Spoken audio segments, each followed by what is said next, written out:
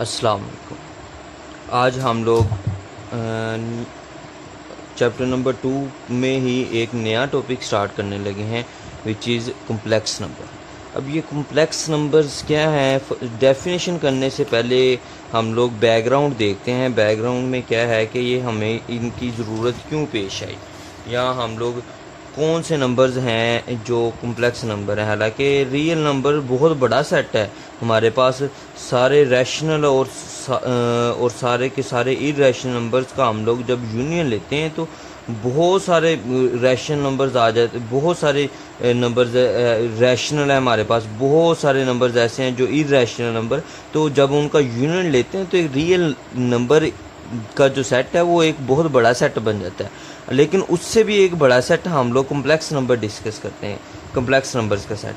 तो इसमें क्या है, जब हम लोग स्टडी करते हैं परफेक्ट स्क्वायर की या किसी भी नंबर की स्क्वायर की, ठीक है, एग्जांपल के तौर पर हम कोई भी नंबर लेते हैं ना, उसका स्क्वायर ले लेते हैं हम लोग। कोई भी नंबर है, अगर उसका हम लोग स्क्वायर फाइंड करते हैं तो हमारे पास उसका जो आंसर होता है वो हमेशा एक क्या आता है, किसी भी नंबर का हम लोग स्क्वायर लेते हैं तो वो हमेशा हमारे पास क्या आता है, पॉजिटिव आंसर आता है।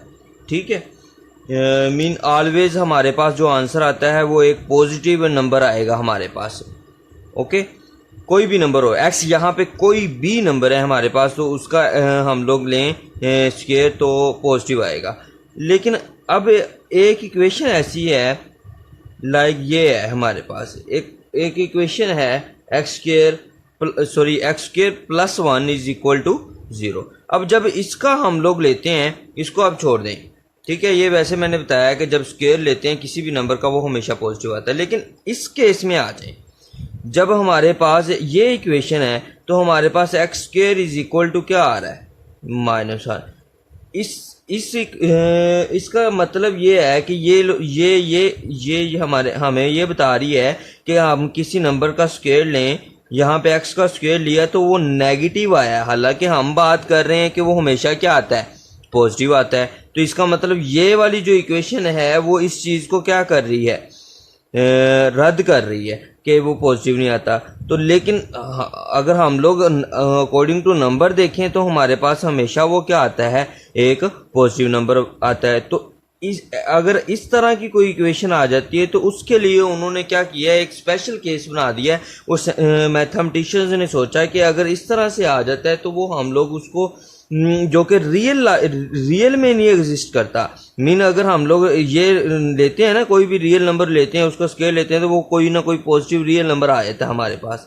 ठीक है, तो यहाँ पे अगर हम लोग लेते हैं तो ये हमारे पास किसी भी नंबर का स्केल लेते हैं वो इज इक्वल टू -1 हो तो वो रियल नंबर में नहीं बिलोंग कर रहा, वो does not exist in set of real number. ये तो सारा का सारा किस में, रियल में बिलोंग कर रहा है, लेकिन पॉजिटिव आ रहा है हमारे पास, ठीक है ना, पॉजिटिव नंबर आ रहा है।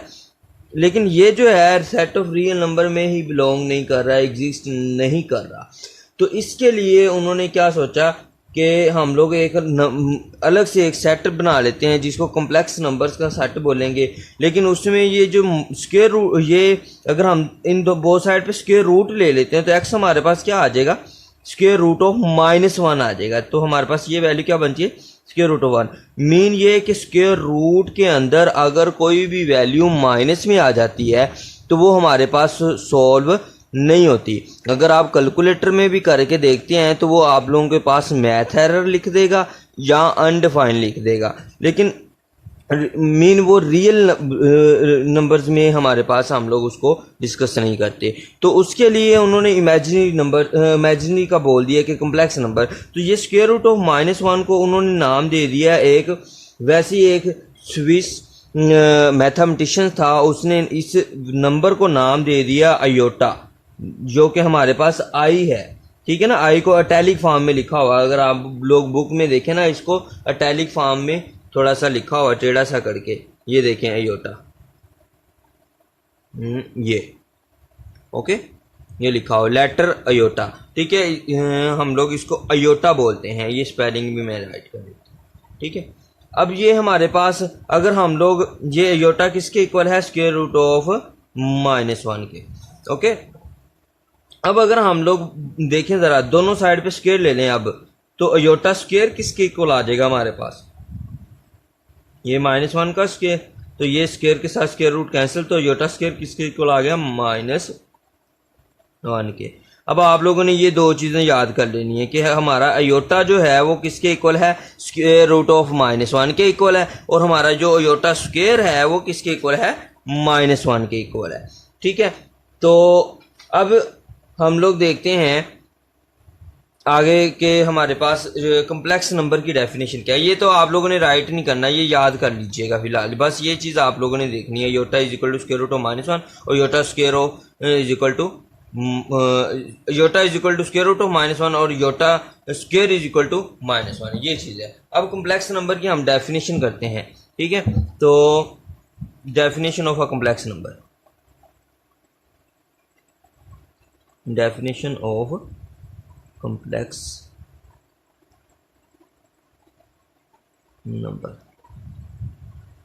क्या है हमारे पास definition, a number of the form z से डिनोट करते हैं हम, स्मॉल जी से, इंटीजर्स को कैपिटल जी से डिनोट करते हैं। अब ये डिफरेंस आप लोगों ने याद रख लेना है, ये स्मॉल जी से ये नंबर की बात कर रहा हूँ मैं, कम्प्लेक्स नंबर की, कम्प्लेक्स सेट की बात नहीं कर रहा मैं, कम्प्लेक्स नंबर की बात कर रहा हूँ। अब इंटीजर्स के सेट को हम कैपिटल जी से डिनोट करते हैं, ये डिफरेंस है, थोड़ा सा देख लीजिएगा।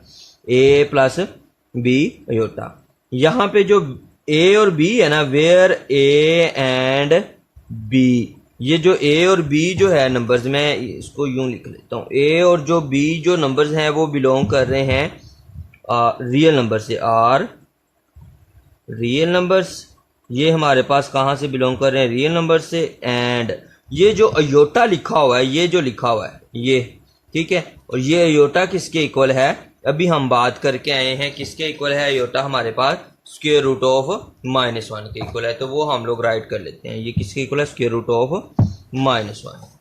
ठीक है, is called a complex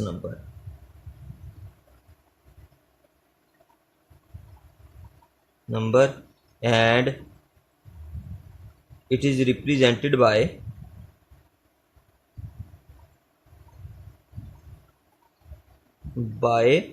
z, small z, that is z is equal to a plus b iota लिख लें या अयोटा बी लिख लें, एक ही बात है, अयोटा बी लिख लें या बी अयोटा लिख लें। ठीक है, ये बी अयोटा लिख लिया। ओके, दोबारा सुन लें, उन्होंने बोला है कि ऐसा नंबर जो इस फॉर्म में हमारे पास गिवन हो और यहाँ पे जो ए और बी जो है वो कोई भी रियल नंबर हो, तो हम लोग इसको क्या बोलेंगे कि वो हमारे पास एक कॉम्प्लेक्स नंबर है। एग्जाम्पल के तौर पर आप लोग ले लें, एग्जाम्पल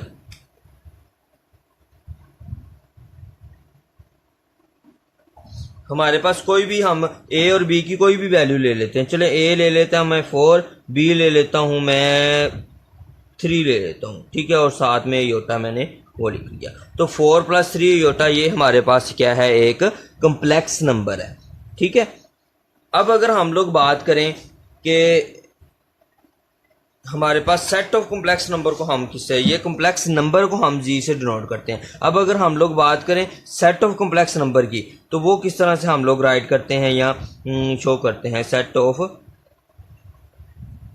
कॉम्प्लेक्स नंबर। डेफिनेशन आप लोगों ने ये याद कर लेनी है। ठीक है, the set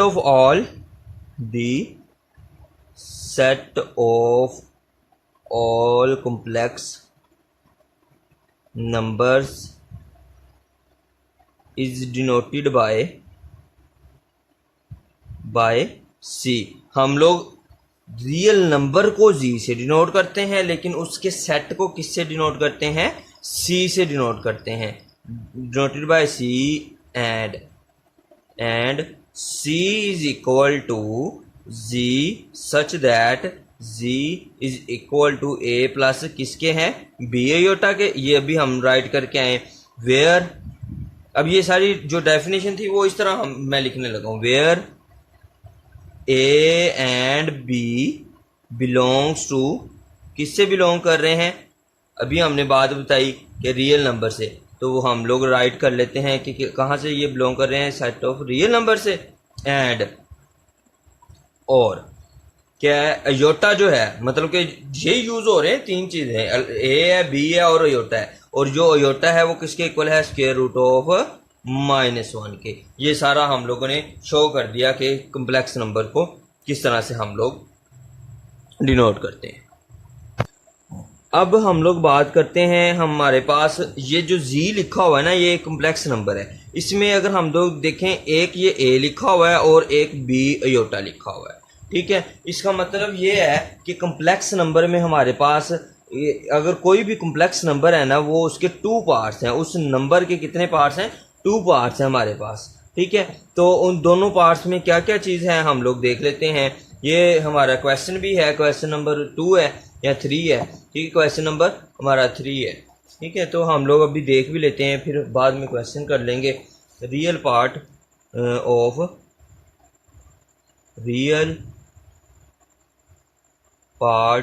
of complex number.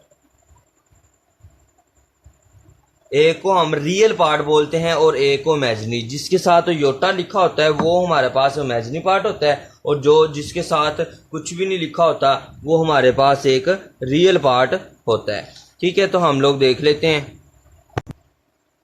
हमारे पास z जो है वो लेट करते हैं हम, एक कम्प्लेक्स नंबर है, of real part of complex number write करें, ठीक है। Let z is equal to a plus b iota, mean हमारे पास ये एक कम्प्लेक्स नंबर है, ठीक है। Then z is equal to a plus b iota, then या the number a is called real part of z, mean complex number है जो, ठीक है ना। रियल पार्ट ऑफ z, जो z क्या है, एक कम्प्लेक्स नंबर है। ये a जो है वो क्या है, रियल पार्ट है किसका, कम्प्लेक्स नंबर z का। तो ये मैंने z डिनोट कर दिया, यहाँ आप लोग लिखें real part of complex number, ठीक है। इसको हम लोग डिनोट किस तरह से करते हैं। अब रियल पार्ट है, रियल का मतलब REAL स्पेलिंग होते हैं, तो ये हम लोग लिख लेंगे रियल किसका, z का। क्या है ये, a है। Real part of z is equal to a।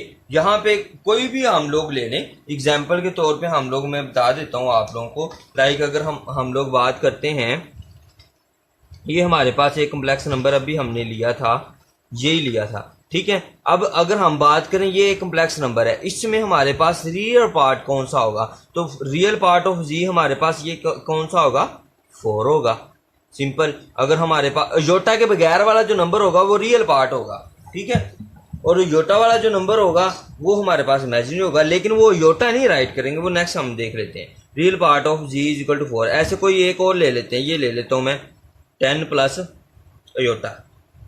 अब ये वाला जो नंबर है ये हमारे पास क्या है, real part of z which is equal to 10। इस तरह हमारे पास जो भी नंबर होगा, बात फिर वही है कि योटा के बगैर वाला, चाहे योटा इधर लिखा हुआ है या उधर लिखा हुआ है, ठीक है। तो हमारे पास ये है, अगर लिखा हुआ लेट कर लीजिए, चले मैं वही 40 ले लेता हूँ। अब ये योटा के बगैर वाली वैल्यू जो है वो क्या है, -40 है। तो रियल पार्ट ऑफ z हम लोग क्या लिखेंगे, -40 लिख लेंगे इसको, ठीक है। होपफुली आप लोगों को ये चीज समझ आ गई होगी।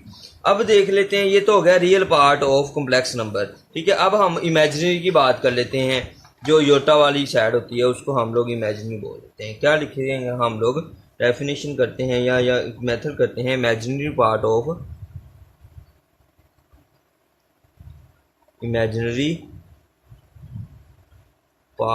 ऑफ कॉम्प्लेक्स नंबर, ठीक है। फिर वही चीज कि हम लोग एक कॉम्प्लेक्स नंबर राइट कर लेते हैं, z, let z is equal to a plus b iota, ठीक है। ये यही इधर लिखा था, तो ये लिख लेते हैं, the number b is called, the number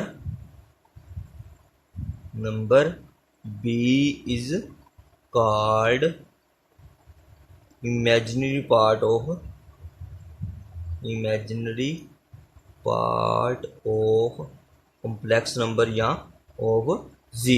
इसको डिनोट हम किस तरह से करते हैं, इमेजिनरी की स्पेलिंग आई एम ए तो हम आई एम लिख लेते हैं, और किसका ये जी है तो इधर जी राइट कर लेते होते हैं, और क्या है हमारे पास जस्ट बी राइट करना। जो योटा के साथ हम लोगों ने सिर्फ जो योटा के साथ वैल्यू लिखी होगी ना वो हमारे पास होगी, योटा को इंक्लूड नहीं करना, बस योटा के साथ वाली जो वैल्यू होगी। Mean the number b is card, उन्होंने जस्ट बी का बोला है कि जो बी होगा मीन योटा के साथ जो नंबर लिखा होगा है उसको हम क्या बोलेंगे, वो इमेजिनरी पार्ट है, ख्याली पार्ट है हमारे पास। ठीक है, तो ये हमारे पास क्या होगा, imaginary part of z is equal to b. ठीक है, यही अगर हम लोग एग्जाम्पल के तौर पे ले लेते हैं तो यहाँ पे भी हम लोग वो जो एग्जांपल हम लोगों ने राइट की थी ना, तो इन दोनों की इकट्ठी राइट कर लेते हैं एग्जांपल, इमेजिनरी और रियल पार्ट की ना यहीं पे हम लोग राइट कर लेते हैं एग्जांपल।